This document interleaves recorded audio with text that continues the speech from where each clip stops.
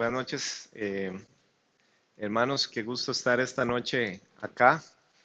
El día de hoy vamos a hablar de un tema que Dios ha puesto en mi corazón compartir con ustedes desde hace días. Vengo con esta inquietud y cuando se presentó la oportunidad de hacer este estudio, eh, pues bueno, fue realmente como que sentí de Dios que lo trajera. Eh, y quiero empezar, digamos, hablando un poco el por qué y qué tiene que ver con el Evangelio. Ustedes dirán, ¿qué tiene que ver redes sociales? ¿Qué tiene que ver eso con la Biblia, con el mensaje de Dios? ¿Verdad? Y no quiero que piensen que les voy a decir cómo tienen que usar las redes o que no tienen que usar las redes sociales. Eh, es importante porque llevamos apenas 18 años del nuevo milenio y en los últimos 15, 14 años las redes sociales han cambiado totalmente la forma en que interactuamos. En el 2004 es cuando surge Facebook, que si bien no fue la primera red social.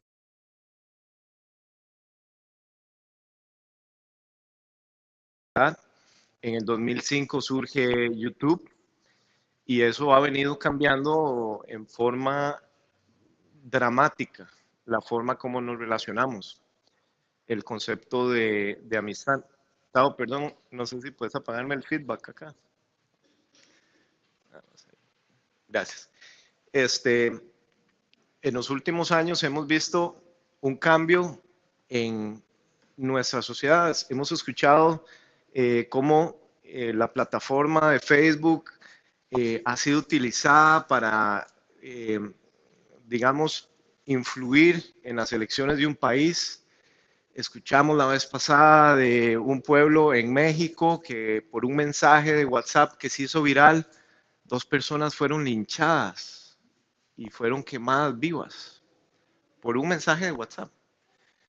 Es decir, hay un impacto, es una herramienta tan poderosa en nuestra sociedad que nosotros tenemos que estar, pues, alertas del poder que tiene, del impacto que tiene, y por eso hoy quiero compartirles alguna información, eh, primero sobre redes sociales y después de la palabra vamos a ir, por si quieren irlo ubicando, trabajando en el libro de Primera de Samuel 15.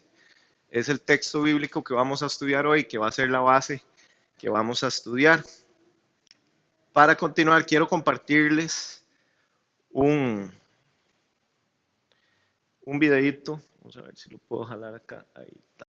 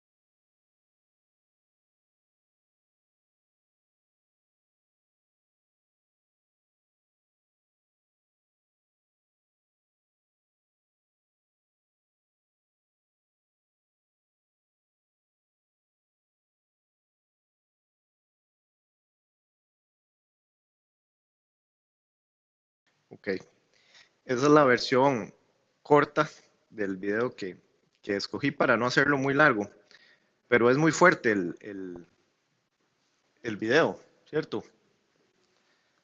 Es muy, es muy impactante. Entonces, eh, algunos datos. En Latinoamérica, ahora hay 284.5 millones de usuarios en Facebook. El 83%, o sea, más de las tres cuartas partes, utilizan Internet para acceder a redes sociales principalmente. 33% pasan más de 3 horas al día conectados a un dispositivo móvil. Y ahora se acuña esta Phonosapiens. Y es una concepto para definir a una sociedad que está atada a este aparatito que ha venido a revolucionar y que para ahora nosotros es una herramienta de trabajo, es la cámara. Ustedes recordarán en nuestra generación uno llevaba la camarota, no había forma de comunicarse cuando uno salía a la casa, los papás no podían encontrarlo. Hoy en día es mala educación si usted no contesta un WhatsApp. Es más, la gente puede saber si usted estuvo en línea y con solo eso puede saber si usted ya vio el mensaje y no contestó y lo consideran mala educación. Eh, y eso ha venido, y ve que esto. Aunque la mayoría de los centroamericanos tienen más de 100 amigos en Facebook, cada usuario tiene en promedio 5 amigos reales en esa red social. Y revisando yo mi Facebook, me di cuenta que, cosa que nunca había hecho hasta que estaba preparando eso, tengo como casi 900 amigos. Entonces, cuando cumplo años, que es normalmente cuando uno recibe más, tal vez puede tener uno, no creo que llegue a 100 las personas con las que uno comparte. O sea que nos ha venido cambiando el concepto de amistad, nos ha venido cambiando la forma en la que nos relacionamos. Para ahora tenemos usuarios que son considerados influencers. Y a mí me toca trabajar con mucho joven en la oficina. y he visto cómo ahora ellos buscan generar contenido en sus redes sociales. Porque también es un buen negocio ser un influencer, porque tienen patrocinios, y también porque es popular, es bueno, ¿verdad? Eh, y entonces, esto de las redes sociales viene a ser, vamos a ver aquí, viene a ser importante para nosotros porque con todo este cambio, La revolución tecnológica que estamos teniendo, debemos saber cómo fue concibida por sus creadores, que eso es interesante para entender un poco la problemática que estamos viendo. Sean Parker fue uno de los fundadores de Facebook y en una entrevista, él ya dejó la compañía, fue su primer presidente. En una entrevista que él dio, él declara y cuenta que al momento de hacer la red social, cuando él estaba con Mark Zuckerberg, ellos estaban conscientes de que tenían que generar un producto que fuera adictivo, que generara la necesidad de consumir tu tiempo consciente. Y entonces vea lo que él dice, el razonamiento que condujo a construir estas aplicaciones, de las cuales Facebook es la primera, se trató de ver cómo logramos consumir la mayor cantidad posible de tu tiempo de atención consciente. Y eso significaba, dijo Sean, tener que darte un hit, un pequeño toquecito de dopamina cada cierto tiempo, y sea porque alguien te dio like o porque alguien comentó tu foto o porque y vos contestaste y alguien tal vez te hizo una mala broma y alguien te defendió y esos pequeños hits de dopamina tienen un efecto en nuestro cerebro y ellos lo sabían, ¿verdad? Yo no soy experto en psicología ni mucho menos, pero si uno se pone a estudiar el tema y a investigar, hay muchos estudios que se están haciendo y hasta ahora estamos como empezando a entender cuál es realmente el efecto que está teniendo, sobre todo en los jóvenes. Porque tal vez nosotros, las generaciones que ya no somos tan jóvenes, pues estamos, digamos, en la red y estamos en Facebook y tenemos Instagram, pero la intensidad por la vida que llevamos, porque hay que trabajar, hay que tener responsabilidades, tal vez no tenemos tanto tiempo libre como lo tienen los jóvenes.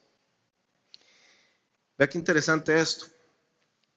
Facebook, dice Sean Parker, explota una vulnerabilidad de la psicología humana porque crea un ciclo de validación social, lo que él dice. Es decir, ellos se aprovecharon de que su cerebro produce dopamina cada vez que usted recibe un impulso.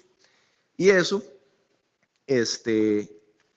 para lograr ese efecto, ellos contrataron ingenieros que fueron a analizar el efecto que producen las maquinitas tragamonedas en los casinos.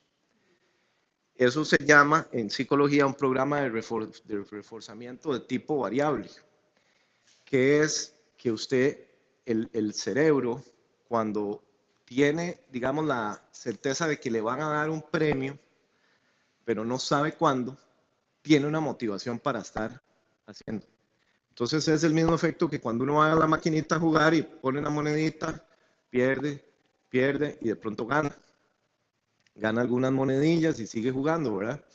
Ese efecto fue lo que ellos analizaron y lo trasladaron a las redes.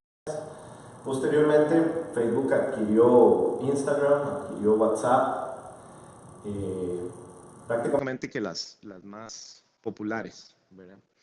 Y hay otras. Ahí, si uno le pregunta a los jóvenes, por ejemplo, podrían contestarle que la red social que más usan es Fortnite.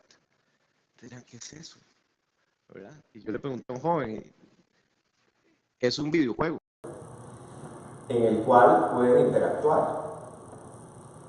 ¿Sí? Entonces, vemos cosas que tal vez para uno como adulto no son tan, yo ni sabía que existía ese videojuego, no sé ni en qué consiste, pero él me dice, no, de ahí yo hablo con mis amigos, ahí pasamos todo el tiempo, o sea, yo no uso casi Facebook, eso es polísimo, me dice.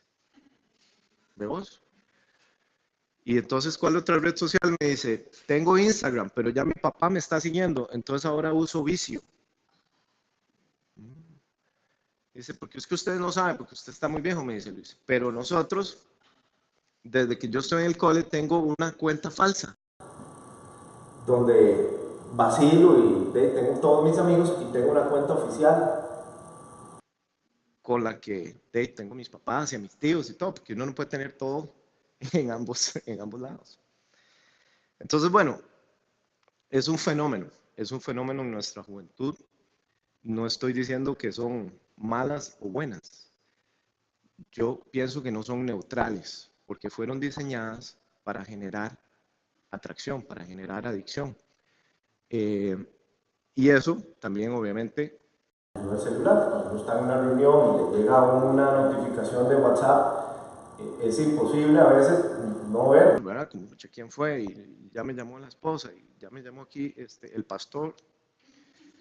¿Verdad? O sea, uno tiene cierta necesidad, digamos, de ver qué es lo que hay. Entonces, vea lo que dice Chan. Literalmente cambia tu relación con la sociedad. Solo Dios sabe lo que Facebook está haciendo al cerebro de nuestros hijos.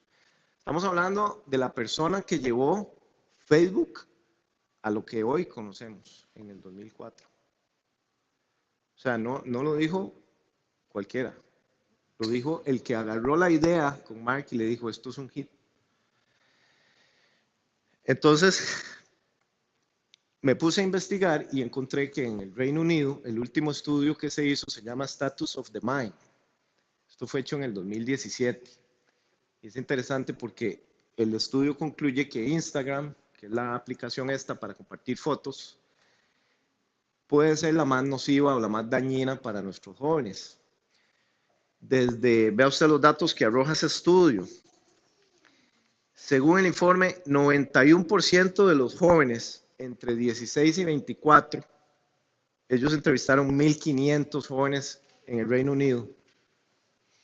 De esos, el 91 usan Instagram para relacionarse, ¿sí? Y en ese margen de edad, los índices de depresión y de ansiedad han subido en un 70% en los últimos 20 años, ¿sí? Y ellos mismos están diciendo, esta red social me afecta, sí, porque me siento como a la autoestima, porque tal vez no me siento bien cómodo con mi cuerpo. Las horas de sueño, porque como genera un efecto de tener que estar viendo, necesito estar ahí pegado y a veces, no sé si a alguien le ha pasado que usted está en la noche ahí. Entonces pasa media hora, muy rápido. Cuando nos damos cuenta, puede ser que invertimos mucho tiempo viendo Algo y realmente a veces uno puede ver Facebook y no es nada. Pues uno nunca va a terminar Facebook diciendo, qué tiempo con Facebook. Sí, no, a veces uno se mete y no ve nada, más bien termina como un poco, ¿verdad? Fomenta lo que llaman ahora el fobbing, que digamos, para decirlo así en términos de nosotros, sería como, ¿qué puede ser? Como ningunear, como telefoningunear, digamos, que es que usted me está hablando y yo estoy así, o que estoy, digamos, en una reunión, entro y no saludo y sigo viendo el celular. Entonces, es un arma, y esto está siendo estudiado por la psicología para... Interesar es una forma de comunicar desinterés. Si yo estoy ante alguien que está exponiendo y no me interesa, no comparto lo que... Voy a sacar mi celular y voy a empezar a ver. Y eso le está comunicando a esa persona que no me interesa o que no comparto su opinión. Y ya no se considera rudo. Yo me acuerdo que antes uno empezaba a hablar y si alguien sacaba el teléfono, sí, y uno decía, guarda ese teléfono. Pero ya es tan usual que ahora uno puede hablar y ya uno es como, no, tranquilo, termine. Se ha hecho parte de, ¿verdad? Fomenta el síndrome FOMO, Fear of Missing Out, dicen ellos. Que eso es un síndrome que están padeciendo los jóvenes en los que ellos sienten ansiedad, sienten frustración por si no pueden tener el último modelo de celular, o si hay algún festival al que no estoy yendo, o si yo siento que mi vida está pasando y no estoy viviendo, que no estoy siendo feliz, que el trabajo no es lo que, ¿verdad? O sea, me estoy perdiendo demasiadas cosas de mi generación. Yo quiero estar donde todo el mundo está filmando, quiero estar viendo lo que todo el mundo está viendo. Eso es un síndrome. Fomenta el ciberacoso, el ciberbullying. Eso, bueno, se ha estudiado que, y ahora lo pueden haber visto, cómo están haciendo una fuerte campaña de no publicar fotos de los hijos. Y eso ya lo están haciendo acá, por las redes de secuestro, por las redes de tráfico de blancas, ¿verdad? Y yo que soy abogado, me toca ver mucho, o conversar con colegas que están en el área penal, y es un tema que a uno le parece que aquí no se da, pero realmente es un tema importante y es un tema que hay que tener cuidado. Y por último, ansiedad, depresión y sensación de soledad. Es decir, sienten que tienen 70,000 amigos, pero se sienten solos, como lo veíamos en el video, ¿verdad? Esa persona que en la vida real está así, pero en la foto su vida es perfecta. Lo que ocurre tal vez es que los jóvenes están en esa etapa de autodescubrimiento y estamos viviendo una sociedad que es adicta a la imagen, que tiene una obsesión por la apariencia.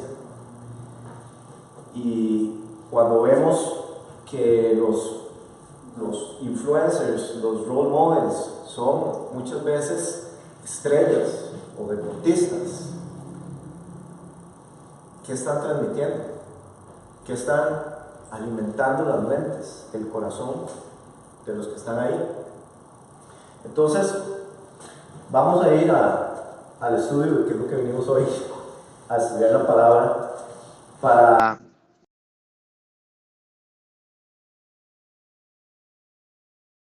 problema. ¿qué es lo que hay detrás de todos estos frutos?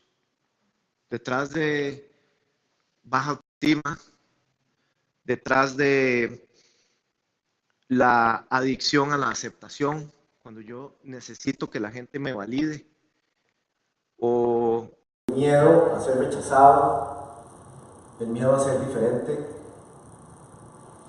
a salirse del el canasto. Vamos a ir a primera de Samuel 15. ¿Okay? Dice así. ¿Ya lo tienen? Sí. Saúl destruye a los amalecitas. Cierto día, Samuel le dijo a Saúl, fue el Señor quien me dijo que Te ungiera como rey de su pueblo, Israel. Ahora escucha este mensaje del Señor. Esto es lo que el Señor de los ejércitos celestiales ha declarado. He decidido ajustar cuentas con la nación de Amalek por oponerse a Israel cuando salió de Egipto. Ve ahora y destruye por completo a toda la nación amalacita, hombres, mujeres, niños recién nacidos, ganado, ovejas, cabras, camellos y burros.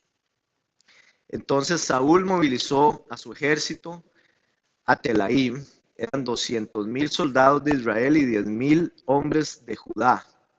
Después Saúl y su ejército fueron a una ciudad de los amalecitas y se pusieron al acecho en el valle. Hasta aquí vemos entonces, para situar el contexto, Saúl es el rey y Dios le da la orden de ir a destruir o de ir a, digamos, a ajustar cuentas, como dice la palabra, con los amalecitas que se habían opuesto, que habían incluso matado a algunos del pueblo de Israel cuando estaban huyendo de Egipto. Entonces, primer mensaje, y esto da testimonio para nosotros. Cuando Dios te está sacando de Egipto, cuando Dios te está sacando de la esclavitud, cuando estás viniendo a caminar con Dios, puede ser que haya oposición, ¿sí? Pero como lo hizo con el pueblo de Israel, Dios te va a ayudar a salir adelante y después va a tomar venganza, porque la venganza es de Él. Y eso es un mensaje para nosotros, ¿sí? Por lo que vamos a ver ahora. Dice, Saúl envió esta advertencia a los eneos: apártense de donde viven los amalecitas o morirán junto con ellos, pues ustedes fueron bondadosos con el pueblo de Israel cuando salió de Egipto. Así que los eneos empacaron sus cosas y se fueron. Luego Saúl mató a los amalecitas desde Havilá hasta llegar a Ashur, al oriente de Egipto. Capturó a Agag, el rey amalacita, pero destruyó por completo a todos los demás. Saúl y sus hombres le perdonaron la vida a Agag y se quedaron con lo mejor de las ovejas y las cabras, del ganado, de los becerros gordos y de los corderos. De hecho, con todo lo que les atrajo. Solo destruyeron lo que no tenía valor o que era de mala calidad. Seguimos leyendo. En el versículo 10 dice, luego el Señor le dijo a Samuel, lamento haber hecho a Saúl rey, porque no me ha sido leal y se ha negado a obedecer mi mandato.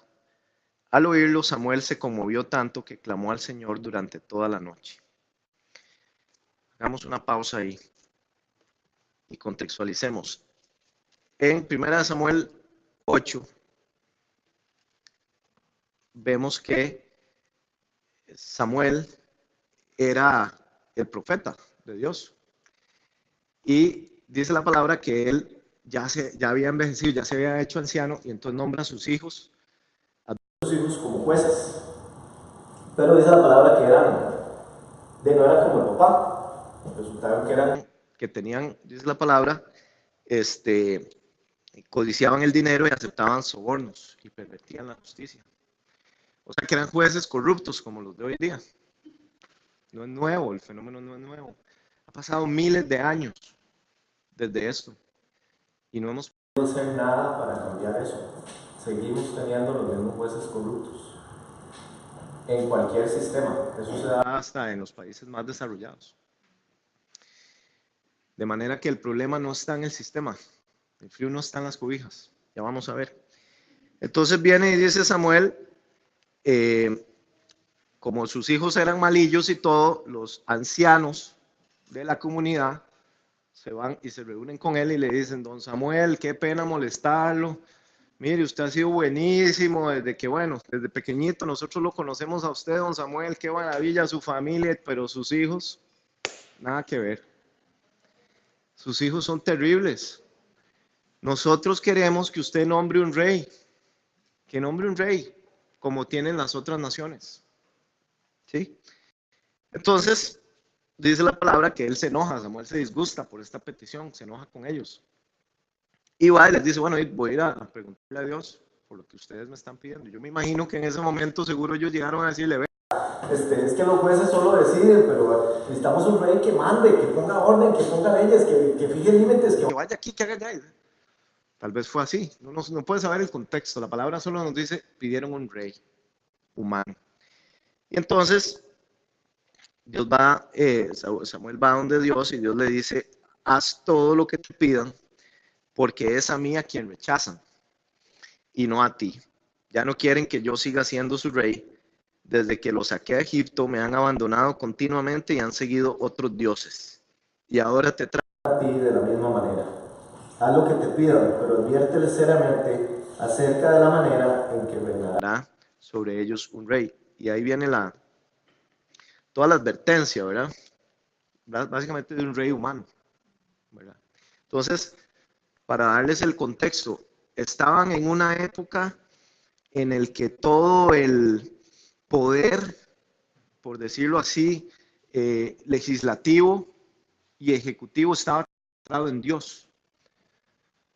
Dios tenía un emisario supremo que era Samuel, que era el que hablaba, y tenía jueces que nada más decidían en las disputas. Ese era el modelo de gobierno que Dios tenía. Pero el pueblo viene y pide otra cosa. Entonces Dios dice: bueno, ok, ustedes me siguen rechazando, entonces ahora les voy a dar un rey humano. ¿Sí? Y ese rey humano es entonces ahora el que fija reglas. ¿Sí? Y cambia el modelo de gobierno. Entonces, volviendo a la historia, ¿verdad? Piense usted cómo le pesó a Samuel saber lo que fue y lo que pudo haber sido si ellos hubieran sido, digamos, fieles a Dios y continuar teniendo a Dios como su rey. Y no hubieran cometido el error de ir a pedir un rey humano. A Samuel le tuvo que haber pesado demasiado eso. Él tuvo que haber tenido la visión clara de lo que implicó. Y ahora Dios lo manda a decirle y dice, vea lo que dice en el versículo 12: temprano a la mañana siguiente, Samuel fue a buscar a Saúl. Alguien le dijo: Saúl se fue a la ciudad de Carmelo a levantar un monumento en su propio honor. Y después continuó a Gilgal. Cuando por fin Samuel lo encontró, Saúl lo saludó con alegría. Don Samuel, qué gusto verlo. Qué alegría tenerlo por acá, ¿verdad? Qué barrazo. Sí. Dice que entonces que el Señor lo bendiga, le dijo, lleve a cabo el mandato de Dios. Entonces Samuel muy hábilmente le dice: sí, ¿qué son todas esas ovejitas que se oyen por ahí, esas vaquitas? Y Samuel sigue tratando de hacerse ahí, ¿verdad? El vivillo. Le dice: es cierto que los soldados dejaron con vida lo mejor de las ovejas, las cabras y el ganado, admitió Saúl, pero van a sacrificarlo al Señor tu Dios. Hemos destruido todo lo demás. Entonces Saúl, como ve que le está faltando el respeto a su inteligencia, se enoja y le dice: basta, le dice, escucha lo que el Señor me dijo anoche. Y ya Saúl se pone serio, se da cuenta que la cosa no es que no lo va a poder vacilar. ¿Qué te dijo? Y Samuel le dice, aunque te tengas en poca estima, ¿acaso no eres el líder de las tribus de Israel? El Señor te ungió como rey de Israel, te envió en una misión y te dijo, ve y destruye por completo a los pecadores, a los amalecitas, hasta que estén muertos. ¿Por qué no obedeciste al Señor? ¿Por qué te apuraste a tomar del botín y a hacer lo que es malo a los ojos del Señor? Pero yo sí obedecí al Señor, insistió Saúl. Cumplí la misión que él me encargó. Traje al rey Agag, pero destruí a todos los demás. Entonces mis tropas llevaron lo mejor de las ovejas, de las cabras, del ganado, del botín, para sacrificarlos al Señor tu Dios en Gilgal. Pero Samuel respondió, ¿qué es lo que más le agrada al Señor? ¿Tus ofrendas quemadas y sacrificios o que obedezcas a su voz? Escucha, la obediencia es mejor que el sacrificio y la sumisión es mejor que ofrecer la grasa de carneros. La rebelión es tan pecaminosa como la hechicería, la terquedad tan mala como rendir culto a ídolos. Así que, por cuanto has rechazado el mandato del Señor, Él te ha rechazado. Entonces viene la parte donde Saúl, cuando escucha el mensaje que le trae Samuel, se quebranta, porque Dios lo confronta. Y le dice así, entonces Saúl le confesó a Samuel, es cierto, he pecado. He desobedecido tus instrucciones y el mandato del Señor, porque tuve miedo del pueblo y porque hizo lo que ellos me pidieron. Pero ahora, por favor, perdona mi pecado y regresa conmigo para que pueda adorar al Señor. Qué terrible, ¿verdad? Tenemos aquí un rey nombrado por Dios que, llegado el momento, Dios le da una orden, le da una instrucción y él va y no la cumple. Y uno podría decir, bueno, es que suena razonable, pues, no es tan malo lo que hizo. O sea, al fin y al cabo lo que se dejó fue unas vaquitas y unas cabras, ¿sí? Pero la palabra dice, ellos fueron, dice así, de hecho, se quedaron con todo lo que les atrajo, dice la palabra. Solo destruyeron lo que no tenía valor. Entonces, imagínese usted, ellos destruyendo ese pueblo y seguro un soldado diciéndole, Saúl, ¿estás seguro que quieren que matemos estas vacas? Están demasiado lindas. Después se las ofrecemos a Dios. Claro, nada tontos, después no queman sus ofrendas, ¿verdad? Es una forma de enriquecerse indirectamente, ¿sí? Es un enriquecimiento indirecto. Entonces es grave, porque su motivación viene de algo que está en el corazón de ellos. Hay algo que Saúl ve en ese pueblo que le pide, no, pero, ¿por qué no mató al rey? ¿Será que el rey le dijo, no, llévese todo, pero no me mate? Déjese todo, mis riquezas, es más, yo tengo más escondidas y no sabemos, la Biblia no lo dice.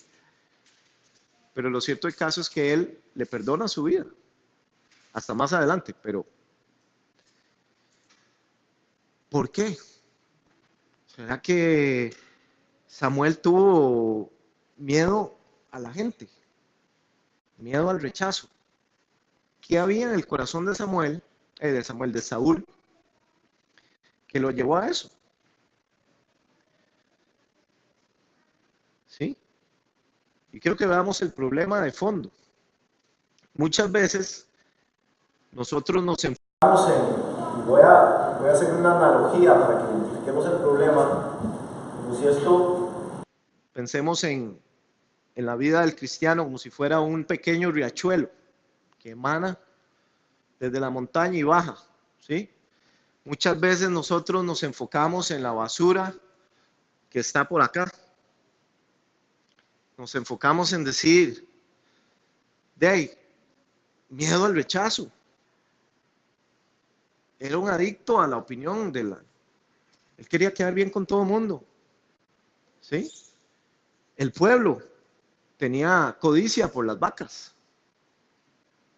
Tenía cierto apego a lo material que los llevó a desobedecer a Dios, a relativizar la palabra de Dios. O sea, muchas veces a uno Dios le va a pedir que haga cosas feas, cosas espantosas, cosas que no son fáciles. A todos nos ha pasado, a todos nos pasa. Hay cosas que a veces Dios uno le pone en el corazón y dele, y dele, y dele. Detrás de eso hay algo. Y muchas veces nosotros en la iglesia nos enfocamos en limpiar esto, y está bien, hay que limpiar aquí abajo todas esas cositas. Hay que deshacerse del amor al dinero, hay que dejar el chisme, hay que dejar la baja autoestima, hay que saberse cuánto Dios lo ama a uno, como uno es, y aprender a aceptar el amor de Dios. Todo eso está aquí. Pero eso, nos va a decir la palabra, tiene una raíz. Y esa raíz, si uno caminara por el riachuelo y viene aquí, a veces Dios nos va a llevar, y eso es lo que yo quiero que esta noche digamos, tengamos claro siempre. Nosotros tenemos que trabajar, todos nosotros, y especialmente con los jóvenes, con estos índices que se están viendo, porque siempre ha habido, siempre hemos estado, digamos, con los mismos pecados, son los mismos, se repiten. Pero las redes vienen a potenciar, de alguna manera lo aceleran, lo hacen más evidente. Los índices lo están demostrando. Hay niños de 12 años que están en tal nivel de estrés que piensan en suicidarse. Algo que para uno es hasta difícil de entender. ¿Cómo un niño a esa edad puede tener ya esa inclinación? ¿Qué es lo que está pasando en ese corazón?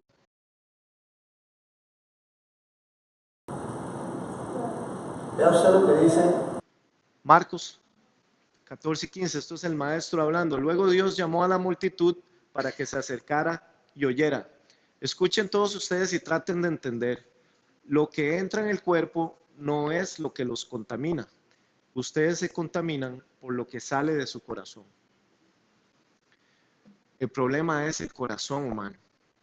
Billy Graham, el gran predicador, dio una charla de esas famosas TED en 1998. Y él dijo que de todo lo que él había escuchado ese fin de semana, donde estaban todos los grandes de la tecnología, habían cosas que, no se, que la tecnología no iba a poder resolver y que nadie las había hablado en ese foro y que él las quería tocar. Una era la maldad en el corazón del hombre, otra era el sufrimiento en la vida del ser humano, la gente que padece pobreza, los huérfanos, la tragedia, ¿sí? Humana. Y el otro era la muerte. La maldad, el problema, nos dice el maestro, y esta es la raíz. Si usted quiere agarrar el toro por los cuernos, tiene que ir al corazón. Porque si no, usted se va a quedar en un nivel superficial. ¿Sí? Y vea usted, eso es Jesús hablando en aquel contexto en el que bajaron los fariseos y le dijeron, ¿por qué a esos discípulos no se lavan las manos como nosotros? Cochinos, y comen así. Y Jesús les dijo, ustedes, religiosos, tienen ese rito. y han pervertido. Ellos habían, él les dice antes de esto cómo ellos decían, ustedes, la ley les ordena honrar a padre y madre, pero ahora ustedes vienen y le dicen a su padre, sorry, no le puedo ayudar porque tengo que dar el diezmo. Muérase de hambre. Entonces Jesús los confronta. Es un problema en el corazón. Y ese problema en el corazón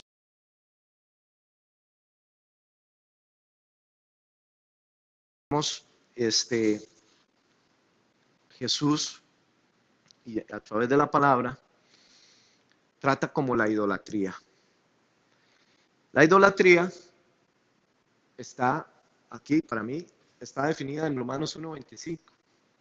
La idolatría es cuando usted compra una mentira y cambia la verdad por una mentira. ¿Sí? Cuando Adán y Eva estaban en el Edén, ellos... Llegó una serpiente y le creyeron la mentira de que Dios les estaba guardando algo. Les estaba escondiendo algo, ¿verdad? Que Dios no quería que fueran como Él. Y eso, si ustedes lo piensan, esa mentira generó para ellos una tentación, algo que fue atractivo, ser como Dios. ¡Wow! ¡Qué rico! Vamos a comernos eso, a ver qué es, para tener ese conocimiento. ¡Qué fuerte! Porque esa tentación que dan las redes sociales siempre va a estar ahí y va a aumentar. La palabra dice que llegará el día en que no va a haber privacidad, usted no, digamos, no va a ser posible. Dice, no recuerdo bien cómo lo dice, pero básicamente dice que todo lo que hagas en lo privado será conocido. Estamos llegando a ese punto.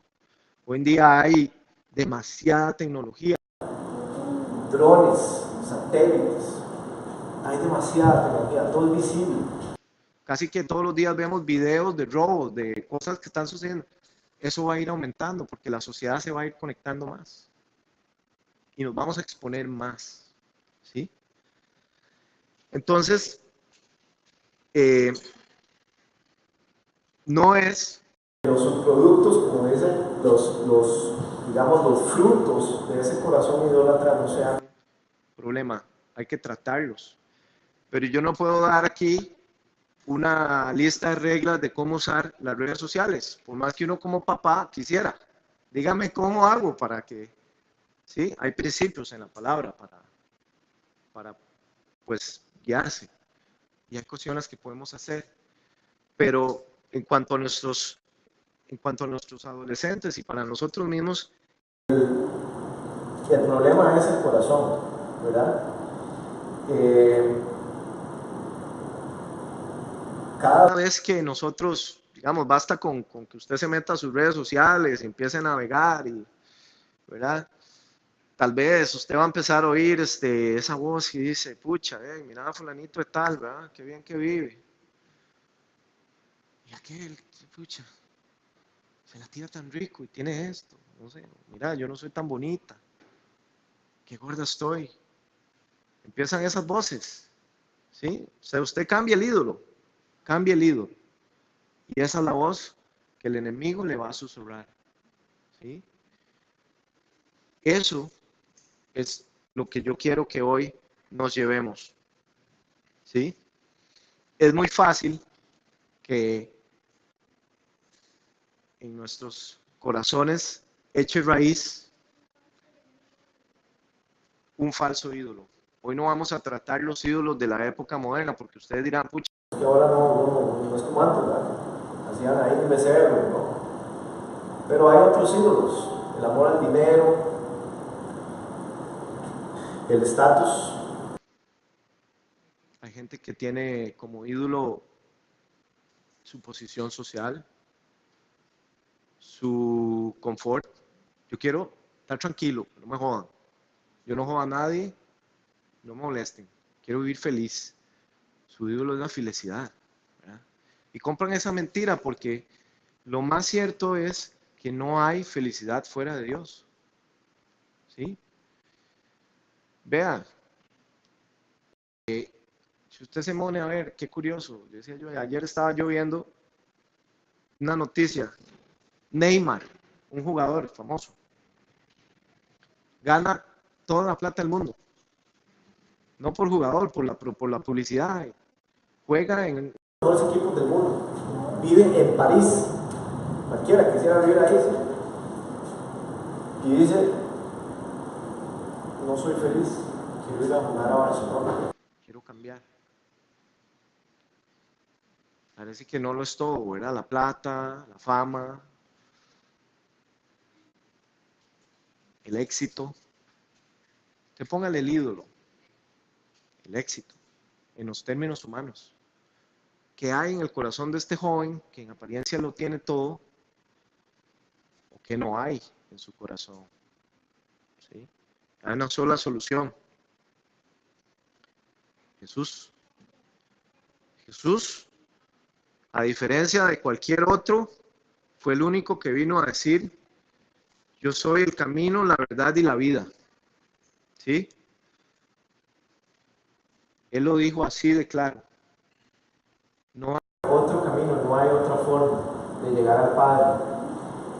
Y también, si hay algo, digamos, que nosotros debemos hacer constantemente es meditar con Dios, orar, leer su palabra y estarle preguntando si hay algo que esté tomando su lugar en nuestro corazón. ¿Sí? Porque ustedes van a ver que el primer mandamiento es amarás a Dios con todas tus fuerzas, con todo tu corazón, con todo. Pero uno podría pensar, y que eso es como una jerarquía. Que bueno, primero Dios, después mi esposa. después tengo hijos, entonces primero Dios, después mi hijo, después mi esposa, después la carrera, después es como una lista que tiene uno, ¿verdad? Y Dios no está interesado en competir. Él lo dice, soy un Dios celoso. Ese corazón me pertenece solo a mí. Dios no es uno más o el top de una lista de prioridades. Él tiene que ser tu prioridad. Y Jesús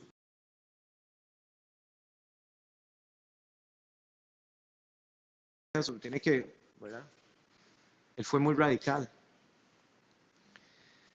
Entonces, en una época en la que estamos viviendo tanto bombardeo, tanta publicidad, tanta falsa felicidad, tanta imagen, tanta mentira, ¿sí?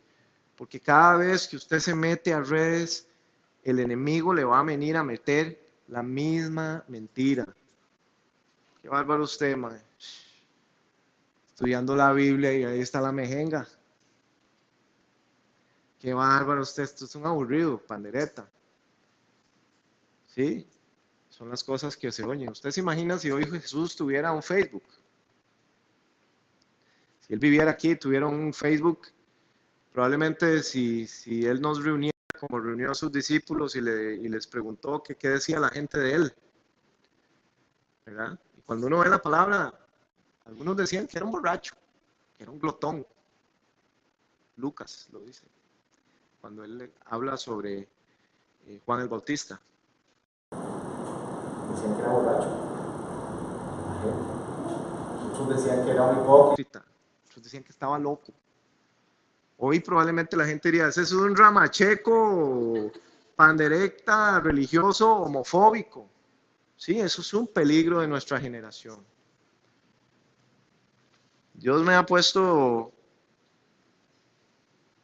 el libro, dejarles como sugerencia leer el libro de Judas. Está, para que lo ubiquen, está antes de Apocalipsis, es el último, o el penúltimo, digamos, donde habla del peligro de los falsos maestros y el llamado a permanecer fieles. Quiero leerles aquí, dice, queridos amigos, con gran anhelo tenía pensado escribirles acerca de la salvación que compartimos. Qué interesante cómo empieza Judas. Sin embargo, ahora me doy cuenta de que debo escribirles de otro tema para rogarles que defiendan la fe que Dios ha confiado una vez y para siempre a su pueblo santo. Una vez y para siempre. Les digo esto porque algunas personas que no tienen a Dios han infiltrado en sus iglesias diciendo que la maravillosa gracia de Dios nos permite llevar una vida inmoral. La condena de tales personas fue escrita hace mucho tiempo, pues han negado a Jesucristo, nuestro único dueño y Señor.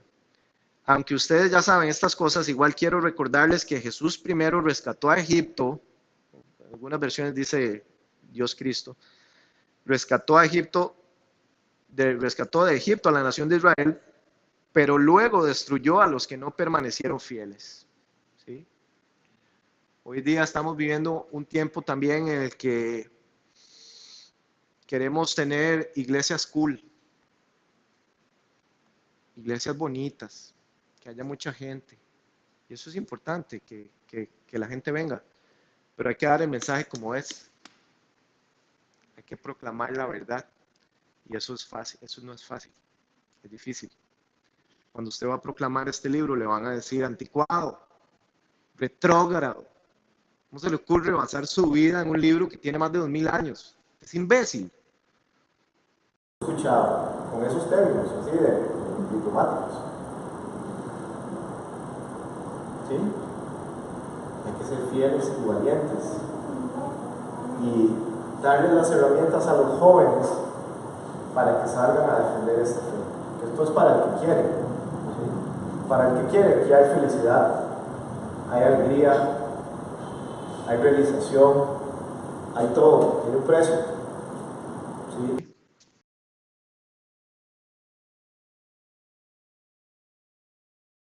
Garantizo que cuesta más allá afuera solo, porque yo lo he vivido. Yo sé lo que es no tener a Dios. Yo sé lo que es cuando usted lucha en sus fuerzas por ser feliz, cuando usted lucha en sus fuerzas por que su vida esté mejor. Tenemos que aprender a confiar en Dios, a depositar en Él nuestra confianza. Que cuando llegue el momento Dios le dice, háblele a esa persona. ¿Sí? Yo no soy mucho de... No, yo espero que Dios me diga ese momento, porque hay que ser también sabio en la forma en que uno comparte el mensaje. ¿Sí? Tengo una persona con la que Dios me ha puesto a trabajarlo, pero es una persona que tiene aversión a las cosas de Dios. Y yo ando así, ¿verdad? Como viendo por dónde me le meto y como que no lo logro. Eso es lo que uno tiene que recordar.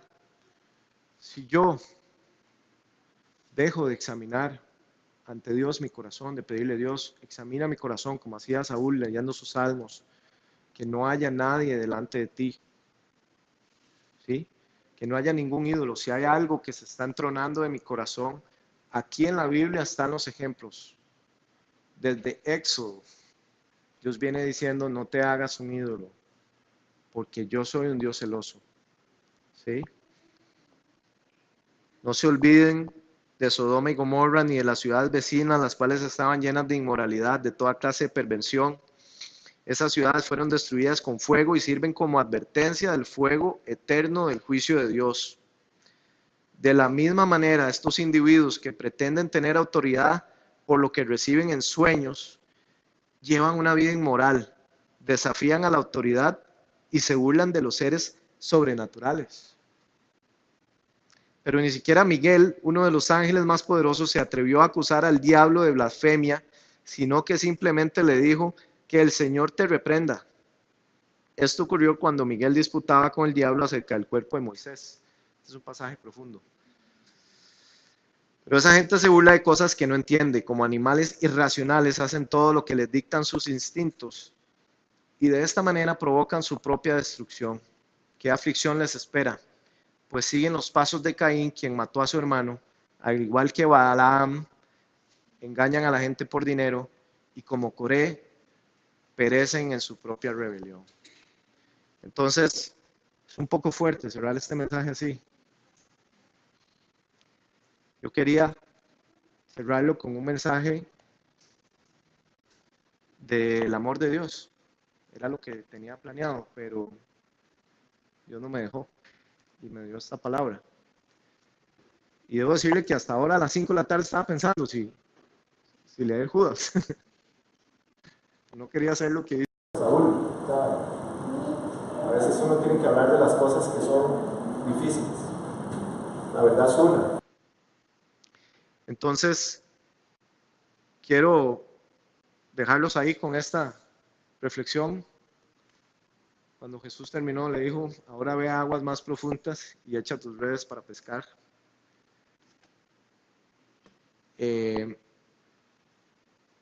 Si tuviéramos que hacer una conclusión es,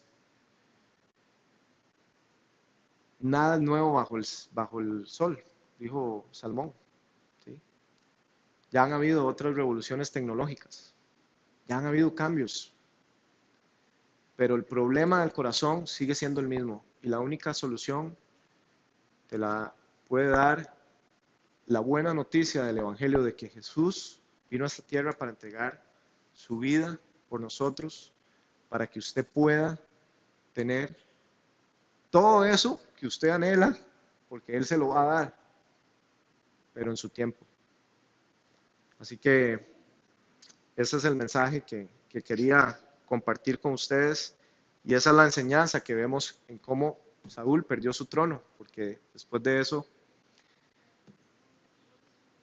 vino David, ¿verdad?